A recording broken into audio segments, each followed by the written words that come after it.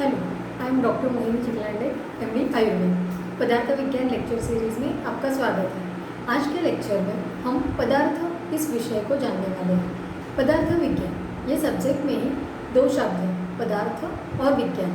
मतलब क्या है कि जिस शास्त्र में पदार्थ के बारे में बताया गया है उसे हम पदार्थ विज्ञान कहते हैं। तो चलिए इसका जो पहला वर्ड है पदार्थ, उसके बारे में आज हम जानने वाले हैं। तो शुरू करते हैं आज का लेक्चर। आज हम इसमें क्या क्या देखने वाले हैं पदार्थ में। तो आपके सिलेबस में पदार्थ निरूपण ऐसे करके एक पॉइंट है, उसके अंदर हम देखने वाले हैं पदार्थ की निरुक्ति क्या है, परिभाषा क्या है, लक्षण क्या है और पदार्थों की संख्या कितनी है और उनका वर्गीकरण क्या है। ये सब आज के लेक्चर में हम देखने वाले हैं। तो लेट्स स्टार्ट द लेक्चर। सबसे पहले पदार्थ। अगर पदार्थ आपको संधि विग्रह पता है तो पदार्थ अगर हमने संधि विग्रह किया तो उसमें पद और अर्थ ऐसे दो शब्द का विग्रह होता है। पद और अर्थ, जिस मतलब क्या है इसका, पद से हमें जिसका अर्थ होता है उसे हम पदार्थ कहते हैं। पद से यानी नाम, कुछ ऐसा नाम या उसकी खुद की आइडेंटिटी जिससे हमें उस पर्टिकुलर एंटिटी या पर्टिकुलर सब्जेक्ट का नॉलेज होता है, ज्ञान होता है, अर्थ का बोध होता है, उसे हम पदार्थ कहते हैं। तो पदार्थ की निरुक्ति क्या बताई गई है, यहाँ पे हमने देखा पदार्थ मतलब पद प्लस अर्थ, इसको मिला के पदार्थ ये शब्द तैयार होता है। इसकी निरुक्ति क्या है, तो पद्यते गम्यते येनार्थ सपदार्थाः। मतलब क्या है, पद्यते गम्यते येन अर्थाः सपदार्थाः, मतलब जिससे अर्थ का बोध होता है। हमने अभी देखा पद प्लस अर्थ, जिससे हमें अर्थ का बोध होता है, यानी जिससे हमें उस सब्जेक्ट का नॉलेज होता है, उस सब्जेक्ट का ज्ञान होता है, उसे हम पदार्थ कहते हैं। ये होगी पदार्थ की निरुक्ति। अभी परिभाषा क्या है पदार्थ की, तो पदार्थ की परिभाषा पदस्य अर्थाः पदार्थाः। ये किसने कहा है, तो न्याय दर्शन और वैशेषिक दर्शनों ने पदार्थ की परिभाषा क्या बताई है, पदस्य अर्थाः पदार्थाः। मतलब क्या है, जिसका बोध पद से होता है उसे हम पदार्थ कहते हैं। जिसका बोध मतलब जिस सब्जेक्ट का बोध, जिस वस्तु का बोध हमें पद से होता है, यानी उसका कुछ नाम होने से हमें जिसका बोध होता है उसे हम पदार्थ कहते हैं। ये हो गया न्याय दर्शन और वैशेषिक दर्शन की परिभाषा। फिर सप्त पदार्थी कर उन्होंने क्या कहा है, तो प्रमीति विषयाः पदार्थाः। मतलब क्या है, प्रमीति यानी क्या, जिसका ज्ञान होता है, जो ज्ञान का विषय होता है। मतलब कोई ऐसा सब्जेक्ट जिसका हमें ज्ञान होता है, ज्ञान का विषय होता है, जिसके बारे में डिस्कशन होता है, उसे हम पदार्थ कहते हैं। प्रमिति विषयाः पदार्थाः, मतलब जो ज्ञान का विषय होता है उसे हम पदार्थ कहते हैं। ये हो गया सप्त पदार्थी इन्होंने जो परिभाषा बताई है उसका, प्रमिति विषयाः पदार्थाः। और न्याय दर्शन और वैशेषिक दर्शन में क्या बताया था, पदस्य अर्थाः पदार्थाः। फिर है तात्पर्य टीकाकारों ने क्या बताया है, तो पद प्रतिपद्ये अर्थाः पदार्थाः। ये तात्पर्य टीका, इसमें जो परिभाषा आई है वो क्या है, पद प्रतिपाद्ये अर्थाः पदार्थाः। मतलब पद से जिसका अर्थ प्रतिपादित किया जाता है। प्रतिपादित करना यानी क्या, बताया जाता है। पद से जिसका अर्थ बताया जाता है, प्रतिपादन किया जाता है, उसे पदार्थ कहते हैं। मतलब क्या है, पद से जिसका अर्थ बताया जाता है। पर्टिकुलर एक सब्जेक्ट, अगर मैंने आपको कुछ बताया ही नहीं तो आपको उस सब्जेक्ट के बारे में कैसे पता होगा। उसको कुछ पद होना चाहिए, उसको कुछ नाम होना चाहिए, उस नाम से कुछ अर्थ का बोध होना चाहिए। ऐसे जो है उसे हम पदार्थ कहते हैं। ये हो गई पदार्थ की परिभाषा। अब पदार्थ का लक्षण क्या बताया है, तो तर्क दीपिका इस ग्रंथ में पदार्थ का लक्षण क्या दिया गया है, अभिधेयत्वं पदार्थ सामान्य लक्षणम। मतलब किसी नाम का धारण करता है उसे हम पदार्थ कहते हैं। ये तर्क दीपिका में पदार्थ का लक्षण दिया गया है। किसी नाम का धारण करता है, मतलब अभी हमने देखा पद यानी क्या है, किसी पर्टिकुलर वस्तु का नाम, किसी पर्टिकुलर एंटिटी का नाम, किसी पर्टिकुलर सब्जेक्ट का नाम जो है वो पदार्थ का लक्षण है। किसी नाम का वो धारण करता है, पर्टिकुलर नाम से वो जाना जाता है, उसे हम पदार्थ कहते हैं। ये हो गया पदार्थ का लक्षण। फिर प्रशस्त पादों ने क्या कहा है पदार्थ का लक्षण? प्रशस्त पाद, षण्णामपि पदार्थानाम अस्तित्वात् अभिधेयत्वात् ज्ञेयत्वानि, मतलब क्या है, अस्तित्वात् ज्ञेयत्वानि, ये दो इम्पॉर्टेंट वर्ड्स है इसमें। षण्णामपि पदार्थानाम अस्तित्वात् अभिधेयत्वात् ज्ञेयत्वानि, मतलब जिसका अस्तित्व है और जो जानने योग्य है उसे पदार्थ कहते हैं। मतलब जिसका अस्तित्व है, जो एग्जिस्ट करता है और जो जानने योग्य है, मतलब जिसका ज्ञान होना संभव है, ऐसा जो पदार्थ है, ऐसी जो एंटिटी है, ऐसा जो सब्जेक्ट है, उसे हम पदार्थ कहते हैं। मतलब जिसका एग्जिस्टेंस है और जो जानने योग्य है उसे हम पदार्थ कहते हैं। ये हो गया प्रशस्त पाद, उन्होंने जो पदार्थ का लक्षण बताया है।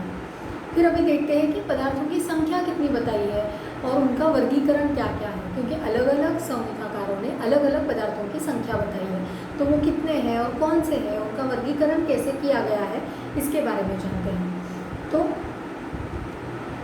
सबसे पहले हम जानते हैं चरक। चरक संहिता में क्या बताया है? विविधम एव खलु सर्व सच्च असच्च। ये चरक सूत्र स्थान 11 में जो श्लोक आया है वो क्या है? द्विविधम एव खलु सर्व सच्च असच्च, मतलब क्या है, सत पदार्थ और असत पदार्थ। ऐसे बेसिक उन्होंने दो क्लासिफिकेशन किए गए हैं। सत पदार्थ मतलब क्या है?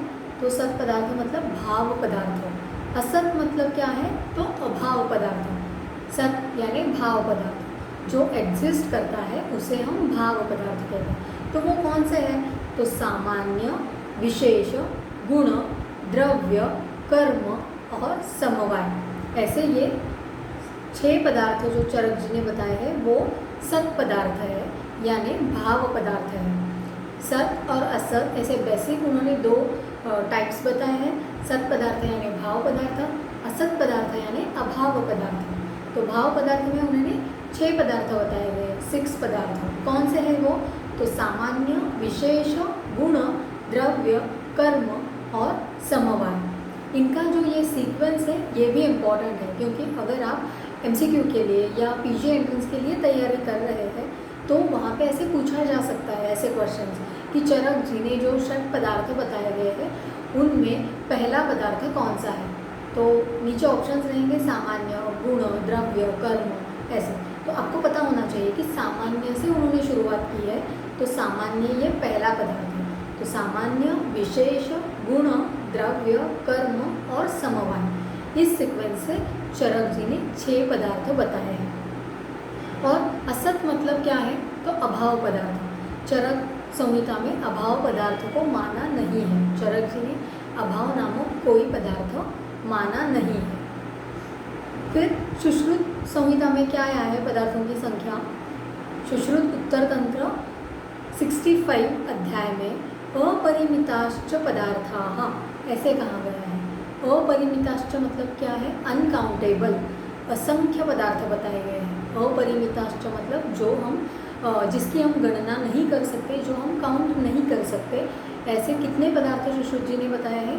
तो असंख्य पदार्थ सुश्रुत जी ने बताए हैं। फिर आते हैं सांख्य दर्शन।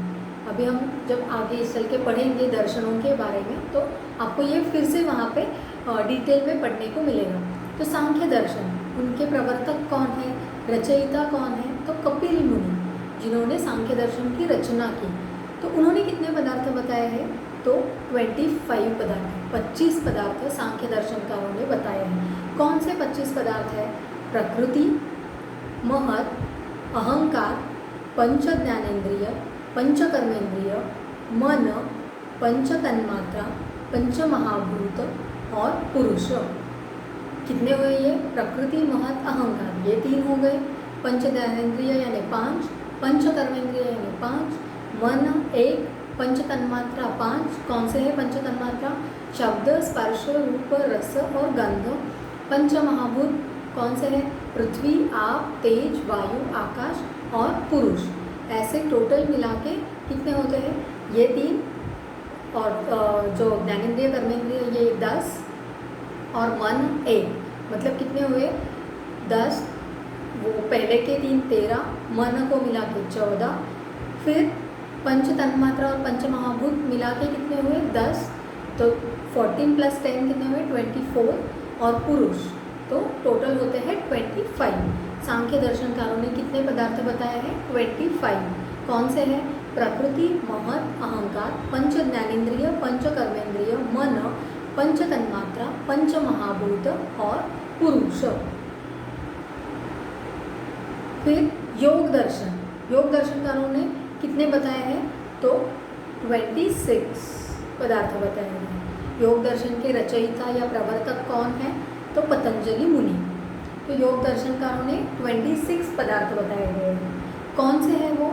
तो सांख्य दर्शन में जो 25 पदार्थ है वो प्लस ईश्वर, इन्होंने ईश्वर को ऐड किया है पदार्थ में, इसीलिए 25 सांख्य दर्शन के जो पदार्थ बताए गए सांख्यकारों के द्वारा वो 25 प्लस ईश्वर, ऐसे मिला के 26 पदार्थ योग दर्शनकारों ने बताए हैं। इसीलिए ईश्वर को ऐड करने की वजह से योग दर्शन को हम सेश्वर सांख्य कहते हैं, क्योंकि इन्होंने ईश्वर को ऐड किया है। तो सेश्वर सांख्य यानी योग दर्शन, ये आपको ध्यान में रखना है। फिर न्याय दर्शन में कितने पदार्थ बताया है? तो 16 पदार्थ न्याय दर्शनकारों ने बताया है। न्याय दर्शन के प्रवर्तक या रचयिता कौन है? तो गौतम मुनि। न्याय दर्शन के कौन है? गौतम। तो उन्होंने 16 पदार्थ बताए गए हैं। कौन से 16 पदार्थ है?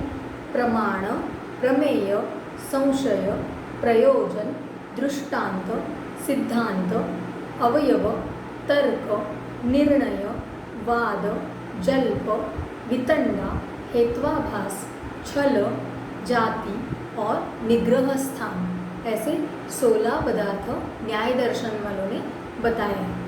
इनको हम आगे चल के जब दर्शन इस टॉपिक के अंदर डिटेल पढ़ने वाले हैं, न्याय दर्शन ये टॉपिक, तो वहाँ पे उन्होंने बताए गए 16 जो पदार्थ है उनके बारे में हम वहाँ पे डिटेल डिस्कशन करने वाले हैं। तो यहाँ पे आपको सिर्फ ध्यान में रखना है कि कौन से दर्शनकारों ने, कौन से संहिताकारों ने कितने पदार्थ बताए गए हैं और कौन से पदार्थ बताए हैं, इतना ही आपको इस लेक्चर में ध्यान में रखना है।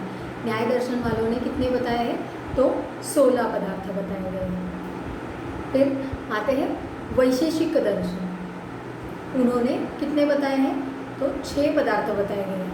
वैशेषिक दर्शन के कौन है रचयिता? तो कणाद। वैशेषिक दर्शन के रचयिता कौन है? कणाद। उन्होंने कितने पदार्थ बताए गए हैं? तो 6 पदार्थ, 6 पदार्थ उन्होंने बताए हैं।